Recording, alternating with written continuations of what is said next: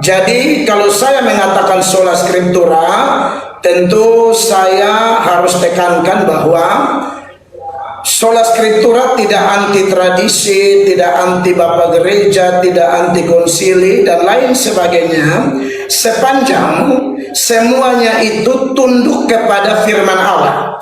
Tidak ada yang sejajar dan semua betul-betul tunduk kepada firman Allah. Firman Allah menjadi otoritas tertinggi, tak terbantahkan. Jadi apapun di luar firman Allah itu menjadi salah. Dan memang sola scriptura ini sebenarnya kedengarannya istilah yang baru pada abad ke-16. Tetapi kalau kita kembali kepada kitab suci, hampir semua hamba-hamba Tuhan, baik para nabi, baik para rasul, mereka itu sangat sola scriptura. Tidak pernah ada nabi, ada rasul yang mengajarkan sesuatu di luar kitab suci, baik secara lisan maupun tertulis. Kenapa? Karena para nabi itu kan dipimpin Roh Kudus. Dan para nabi itu tidak mungkin menafsirkan apapun menurut keinginan mereka. Salve. Saudara-saudariku terkasih umat Katolik, klaim bahwa para nabi perjanjian lama mempraktikkan prinsip sola scriptura karena dianggap tidak pernah mengajarkan sesuatu di luar apa yang telah tertulis, merupakan sebuah anakronisme sejarah, sekaligus kekeliruan teologis yang fatal. Jika kita mencermati fakta sejarah keselamatan, Allah mewahyukan dirinya kepada umat manusia, pertama-tama melalui firman lisan atau tradisi lisan dan pemanggilan langsung, bukan melalui teks tertulis atau bundel kitab yang siap dibacakan.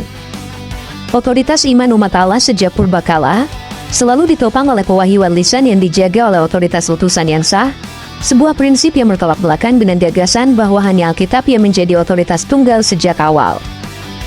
Bukti historis dan biblis yang paling nyata dapat kita lihat dalam kitab Keluaran, di mana umat wajib menaati otoritas lisan yang dibawa oleh utusan Allah, bahkan sebelum hukum Taurat dipahat di atas batu gundulan di Gunung Sinai. Ketika Musa merasa tidak pandai bicara, Allah tidak menyuruhnya menulis buku, melainkan menegaskan dalam Keluaran 4 ayat 12 dan 15, bahwa ia akan menyertai lidah Musa dan menaruh perkataan itu ke dalam mulut Harun untuk diajarkan. Hal ini dipertegas dalam Keluaran 19 ayat 9, di mana Allah sengaja berbicara di dalam awan tebal, agar umat mendengar secara lisan dan menaruh kepercayaan kepada Musa untuk selama-lamanya. Dengan demikian, kepercayaan umat perdana dibangun di atas dasar pendengaran terhadap otoritas lisan, bukan karena validasi dari membaca teks. Prinsip transmisi wahyu yang bersifat dinamis dan turun-temurun melalui estafet lisan ini juga dikonfirmasi oleh nabi-nabi besar lainnya seperti Yesaya dan Yehezkiel.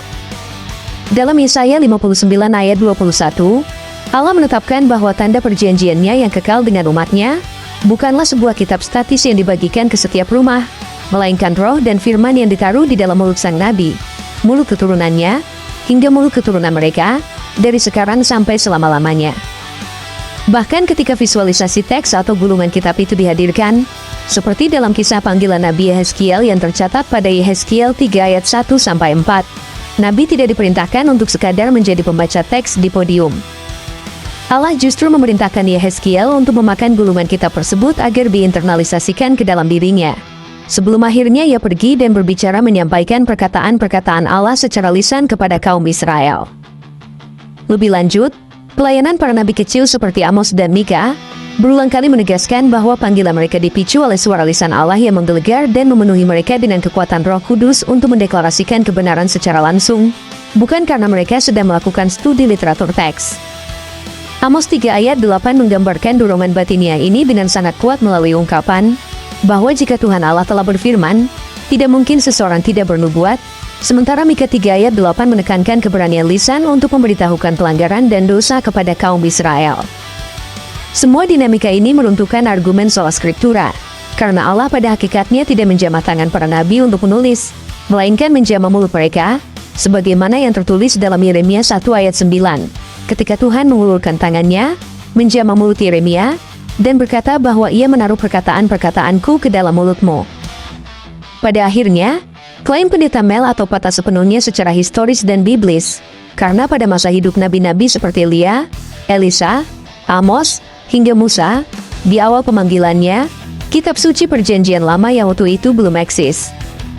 Elia dan Elisa, dua nabi terbesar dalam sejarah Israel, bernubuat, mengajar, menetapkan ketetapan hukum, menurunkan raja, dan melakukan tindakan profetis, murni berdasarkan otoritas ilahi yang disampaikan secara lisan, tanpa meninggalkan satu baris pun dokumen tertulis. Jika prinsip sola scriptura dipaksakan pada era ini, maka seluruh pelayanan Elia dan Elisa harus dianggap tidak sah, hanya karena tidak ada dokumen tertulis yang melandasinya. Otoritas para nabi diakui karena umat Yahudi sejak awal menghormati tradisi lisan dari nabi yang diutus Allah. Sebuah kebenaran utuh yang di dalam gereja Katolik terus dijaga melalui kesatuan antara kitab suci, tradisi suci, dan magisterium gereja. Para rasul Perjanjian Baru secara eksplisit juga menggunakan tradisi lisan. Klaim pendeta Melatok bahwa para rasul tidak mengajarkan sesuatu di luar apa yang tertulis, langsung dibantah oleh tulisan para rasul itu sendiri di dalam Perjanjian Baru. 2 Tesalonika 2 ayat 15 adalah bukti perintah Rasul Paulus untuk memegang tradisi lisan dan tradisi tertulis. Sebab itu, berdirilah teguh dan berpeganglah pada ajaran-ajaran yang kamu terima dari kami, baik secara lisan maupun secara tertulis. Jika para rasul menganut sola scriptura, Rasul Paulus pasti tidak akan pernah memerintahkan jemaat Tesalonika untuk memegang ajaran yang disampaikan secara lisan dengan derajat otoritas yang sama dengan surat tertulisnya. 2 Timotius 2 ayat 2 adalah bukti penerusan estafet tradisi. Rasul Paulus menulis kepada Timotius, "Apa yang telah engkau dengar daripadaku di depan banyak saksi, percayakanlah itu kepada orang-orang yang dapat dipercayai, yang juga cakap mengajar orang lain." Fokusnya adalah apa yang didengar. Ini adalah pengajaran lisan, bukan apa yang dibaca. Yohanes 21 ayat 25, keterbatasan teks tertulis, Rasul Yohanes mengakui bahwa Alkitab tidak mencatat seluruh ajaran dan tindakan Yesus, masih banyak hal-hal lain lagi yang diperbuat oleh Yesus. Tetapi jikalau semuanya itu harus dituliskan satu persatu, maka agaknya dunia ini tidak dapat memuat semua kitab yang harus ditulis itu. Alkitab Perjanjian Baru mengutip tradisi lisan yang tidak tertulis di Perjanjian Lama. Jika para rasul hanya mengajar dari apa yang tertulis dalam kitab suci, yang saat itu masih Perjanjian Lama, dari mana mereka mendapatkan informasi-informasi ini? Dalam Matius 2 ayat 23, disebutkan bahwa Yesus akan disebut orang Nazaret karena demikianlah difirmankan oleh nabi-nabi. Faktanya, tidak ada satupun ayat di seluruh Perjanjian Lama yang menulis kata Nazaret. Matius sedang memutip tradisi lisan para nabi. Dalam Yudas bab 1 ayat 9 dan bab 1 ayat 14, Rasul Yudas mengutip kisah pertengkaran malaikat Mikhael dengan iblis mengenai mayat Musa, serta nubuat Hanoh. Kedua kisah ini tidak ada di dalam Perjanjian Lama, melainkan berasal dari tradisi Yahudi. Pendeta Melatok menyatakan bahwa prinsip sola scriptura tidak anti tradisi atau anti Bapak Gereja. Namun definisinya yang menundukkan tradisi di bawah Alkitab, secara mutlak justru mereduksi esensi tradisi suci itu sendiri. Di dalam iman Katolik, tradisi suci bukan adat istiadat manusia atau opini para bapak gereja, melainkan firman Allah yang dihidupi, dijalankan, dan diteruskan secara turun-temurun oleh gereja di bawah bimbingan Roh Kudus. Santo Irenus dari Lyon, tahun 130-202 Masehi, murid dari Santo Polikarpus, yang merupakan murid langsung Rasul Yohanes, dalam karyanya Ad Versus Haereses, menjelaskan bagaimana gereja perdana menyelesaikan perselisihan teologis tanpa Alkitab Perjanjian Baru yang utuh. Bagaimana jika para rasul sendiri tidak meninggalkan tulisan-tulisan bagi kita? Bukankah kita harus mengikuti jalur tradisi yang mereka serahkan kepada mereka yang kepadanya mereka mempercayakan gereja-gereja itu?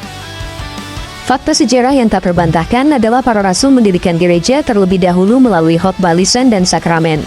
Baru kemudian beberapa dari mereka menulis kitab suci.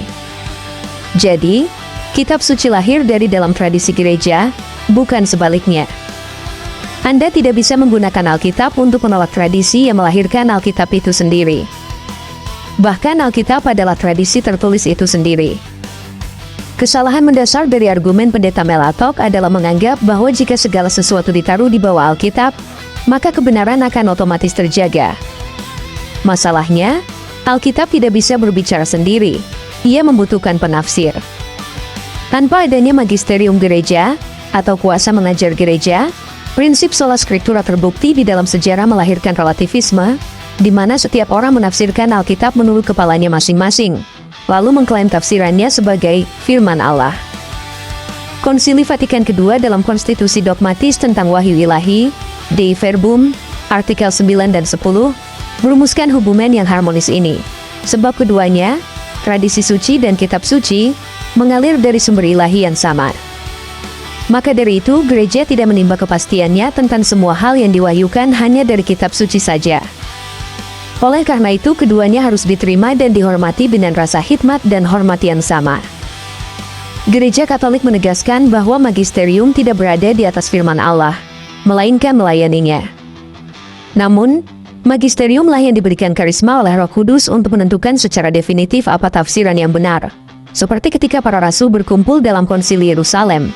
Lihat Kisah Para Rasul 15, untuk memutuskan hukum Taurat bagi jemaat non-Yahudi. Kesimpulannya, pernyataan pendeta Melatok bahwa para nabi dan rasul mempraktikkan sola scriptura adalah kekeliruan yang nyata. Mengapa demikian? Berikut alasannya. Pertama, para nabi berbicara karena digerakkan Roh Kudus secara lisan, bukan karena membaca teks. Kedua, para rasul memerintahkan jemaat untuk memegang ajaran tertulis dan lisan, tradisi. Ketiga, Alkitab sendiri tidak pernah mengajarkan prinsip sola scriptura. Membatasi otoritas Allah hanya pada teks tertulis, atau sola scriptura, justru memenjarakan Roh Kudus dan menolak cara autentik para nabi dan rasul dalam mengajar. Di dalam gereja Katolik, kita bersyukur memiliki kitab suci sebagai firman Allah yang tertulis, tradisi suci sebagai firman Allah yang hidup dalam sejarah, dan magisterium sebagai penjaga interpretasi yang sah, sehingga umat tidak diombang-ambingkan oleh rupa-rupa pengajaran manusia yang terbatas. Aku percaya akan Roh Kudus, Gereja Kristus yang kudus.